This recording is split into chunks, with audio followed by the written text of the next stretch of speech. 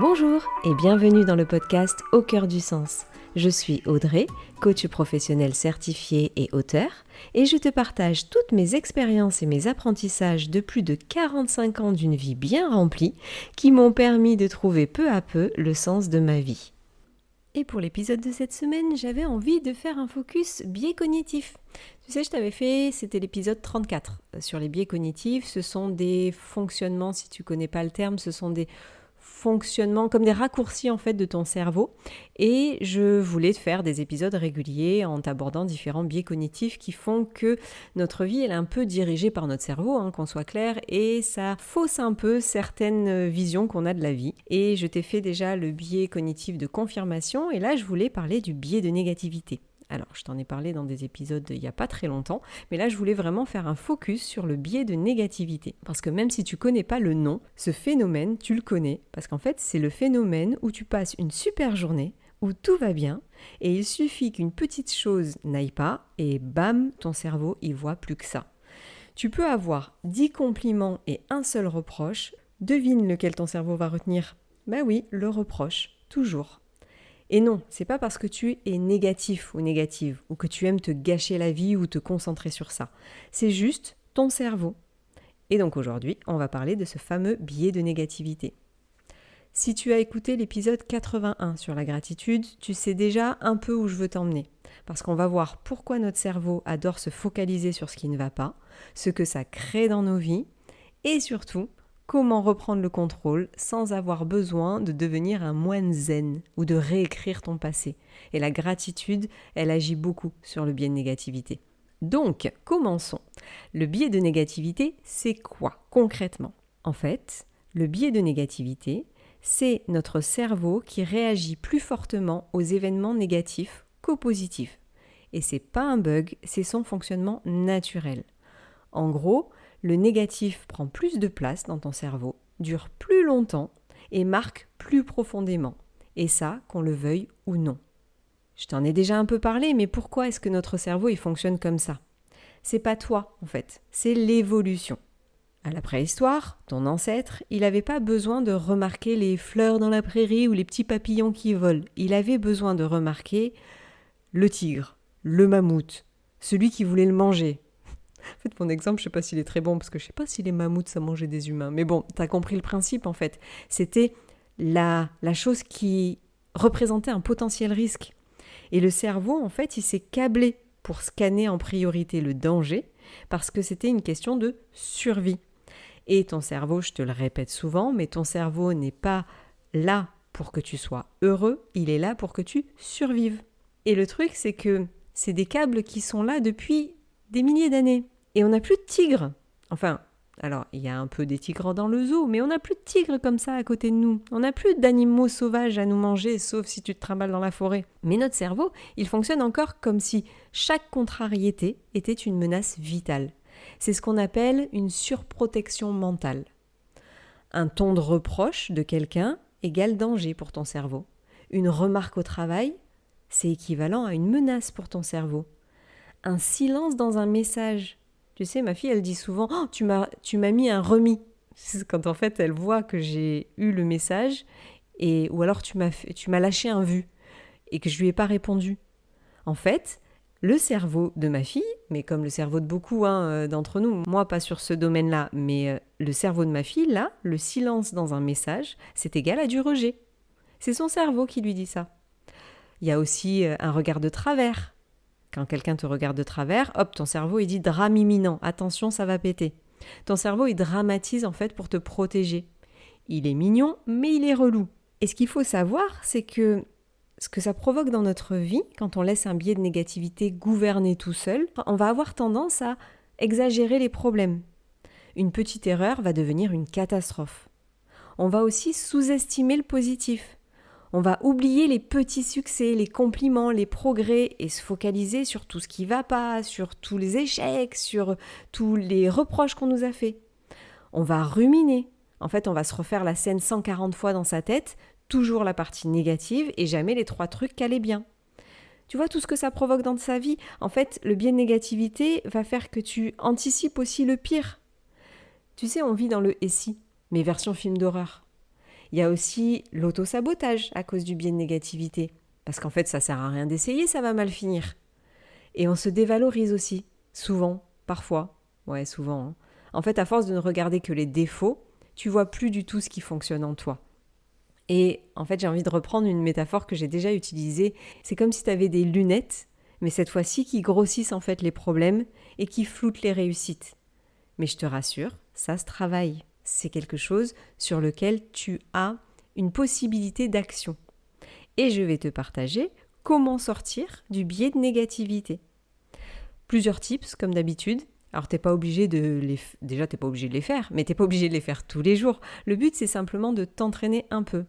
Parce que ton cerveau, maintenant tu le sais, il y a la neuroplasticité du cerveau, c'est-à-dire que ton cerveau est capable, comme un muscle, de changer, répéter, à force de répéter les choses, on le muscle. Alors c'est pas un muscle, tu vois l'image, c'est simplement la neuroplasticité, c'est que ton cerveau il n'est pas figé, c'est pas quelque chose qui ne va pas bouger. Tu vas pouvoir lui apprendre des nouvelles choses et changer les choses qu'il connaît. Donc commençons pour des petits tips. Le premier tips, je l'ai appelé le 3 pour 1. Pour contrebalancer une pensée négative, il faut 3 signaux positifs. Ça, c'est une donnée qui est issue de recherches en psychologie positive. Et en fait, tu vas l'utiliser. C'est-à-dire que concrètement, si tu repenses à un truc nul qui t'est arrivé, je vais t'inviter à te forcer à repérer 3 choses neutres ou idéalement positives dans ta journée. Ça va permettre de rééquilibrer ton cerveau. Donc, 3 pour 1. Une chose négative, tu me trouves 3 choses positives ou neutres. Tu vois, je ne te demande pas de dire c'est cuicui les petits oiseaux, mais des choses neutres, pas des choses négatives. Ensuite, le deuxième tips, c'est le scan positif. Le soir, tu te poses une seule question. Qu'est-ce qui a été un peu mieux que rien aujourd'hui ? Et pas besoin de trouver le meilleur moment de ta vie, juste un peu mieux que rien. Le cerveau, il déteste les injonctions trop fortes, mais il adore les un peu mieux que rien parce que c'est accessible. Donc cherche tous les soirs au moins une petite chose. Le troisième tips, c'est le recadrage didactique. Et dès que je dis cette phrase, en fait, je prends déjà le ton du prof. En fait, fais parler ton cerveau comme un prof qui t'explique, pas comme un juge qui te condamne. Au lieu de « j'ai foiré ce truc-là », demande-toi « qu'est-ce que je peux apprendre de ce truc ?» Tu passes en fait du drame à la pédagogie. C'est pas « oh, j'ai foiré le truc, ça va pas et tout ». Non, alors, j'ai vécu cet événement pourri. Qu'est-ce que je peux en apprendre ? Tu vois, ça fait très professoral. Donc ça, c'est le recadrage didactique. Le quatrième tips, la pause cognitive. Cognitive, tout ce qui a rapport au cerveau. En fait, quand le négatif arrive, dis-toi « ah, c'est mon cerveau qui me protège ». Juste cette phrase. Cette phrase, en fait, elle va créer un espace. Elle évite de te sentir nul ou négatif ou négative. Tu comprends en fait que c'est un mécanisme de survie et pas un défaut de ta personnalité. Quand tu vas voir toute ta vie pourrie, ok mon cerveau, je te rappelle, on n'est pas à la préhistoire. Ton cerveau, il essaie juste de te protéger. Donc juste de prendre cette distance-là, ah, c'est mon cerveau qui me protège. Donc ça, c'est la pause cognitive. Ensuite, le cinquième tips, c'est former son œil au positif. Fais un jeu dans ta journée. Trouve 15 micro-positifs. Ça peut être simple ou minuscule. Le café était bon. Le bus est arrivé vite. J'ai une couette. Mon gel douche sent trop bon. J'ai ri 3 secondes à la blague de Michel. Ton cerveau, en fait, il apprend de ce que tu lui montres. Montre-lui du bon. Et en découle le 6e tips, la gratitude. Mais la gratitude version réaliste. Je te dis pas d'être reconnaissant parce que tu t'es planté sur ton projet et que tout le monde s'est foutu de ta gueule. Non, sois réaliste en fait. La gratitude dans des petites choses. Tu vois, je parlais là, en fait le 5 et le 6e type, c'est un peu le même. Quand tu formes ton œil au positif, en fait, tu utilises la gratitude, mais pour des petites choses. C'est vraiment, je respire. Tu sais, on se rend souvent compte du positif d'être en bonne santé quand on a une maladie. Mais là, en ce moment, quand tu m'écoutes, tu respires ? Tu vois ? T'as les doigts qui bougent ? Tu vois des petites choses. Une gratitude pour permettre à ton cerveau de revoir tous les aspects positifs de ta vie. Parce que même en pleine tempête, il y a des choses positives. Je te dis pas là d'aller trop loin et de dire ouah, c'est génial, j'ai eu un accident de voiture et du coup j'ai rencontré un mécanicien. Non, je suis pas idéaliste. La gratitude, ça se travaille tous les jours par des petites choses. C'est pas être cuicui les petits oiseaux et se réjouir de son malheur. Ça arrive les coups durs, ça arrive les périodes où c'est pas ok. Mais en fait, c'était pour te montrer que le biais de négativité, il peut te pourrir une vie qui peut être standard. Je te dis pas qu'on a tous des vies super pumped up, et même dans des vies pumped up, il y a des moments où c'est pas pumped up. J'adore ce mot. Bon bref, tu vois ce que je veux dire ? En fait, c'est la gratitude, ça va te permettre d'orienter ton cerveau vers ce qui est positif. Tiens, je te fais un petit bonus. Il y a un exercice que tu peux faire, là, tout de suite, maintenant. Je vais te dire... Alors, attention, si tu es en sécurité et pas en voiture en train de conduire, mais je vais te demander de regarder en fait tout ce qui se trouve autour de toi. De vraiment regarder tous les objets, bleus qui sont autour de toi. Et vraiment, regarde tout, donne dans ta tête tous les noms de ces objets bleus que tu as autour de toi. Et je vais t'inviter à fermer les yeux. Donc, je répète, si tu es en voiture, tu ne fais pas cet exercice. Limite, mets en pause et tu finiras à la maison. Mais tu fermes tes yeux. Et maintenant, je voudrais que tu me cites tous les objets qui sont noirs. Est-ce que tu arriverais à me citer tous les objets qui ne sont pas bleus ? En fait, cet exercice permet de montrer que le cerveau se focalise sur ce que tu lui demandes. Si tu demandes à ton cerveau de voir toutes les choses bleues dans la pièce, il ne va pas se focaliser sur tout ce qui est noir. Et du coup, c'est là que te concentrer sur le positif et pratiquer la gratitude, ça peut te permettre de voir la vie beaucoup plus positivement et de ne pas activer ce biais de négativité. Parce qu'en fait, ton cerveau, il va se concentrer sur ce que tu lui montres.